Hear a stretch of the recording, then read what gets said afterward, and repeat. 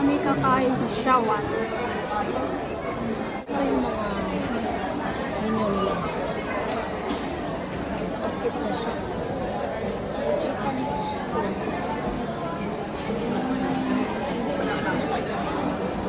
Ito din yung mga dessert. Pili ng mga orders. Ay, yung tatlong ladies na yun. Hindi magkasya sa upuan. So, na yung order ko. Sa kana, isda, vegetable. Ang dami. May panghimaga sila. Yasay. So, buhan. Itadakimasu. Ito na yung mga order namin. Kaya Ate siya. Ate Maria.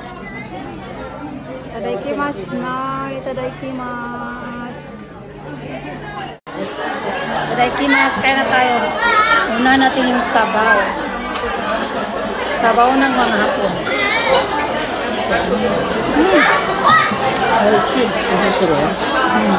Ano yan? Beef durian. Japanese. Tikman mo. Beef durian. May kasama yung kanin din. Thank you. Kutsura, isa niya matometa natin. Okay, guys.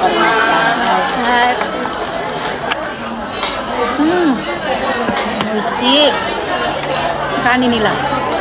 Yung kanin nila, pang ano na to, pang diet rice daw. Sarap. Tapos, bibidyo ako. Meron kami. Mahal. Hindi. May ano siya, may tawag nito.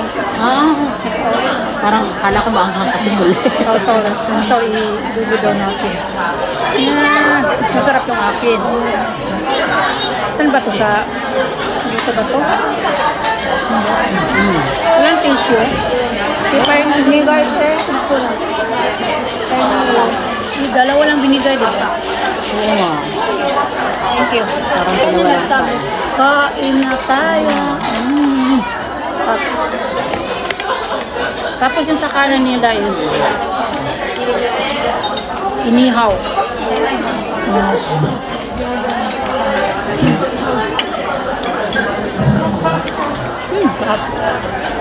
Sayang. Mayasa sila.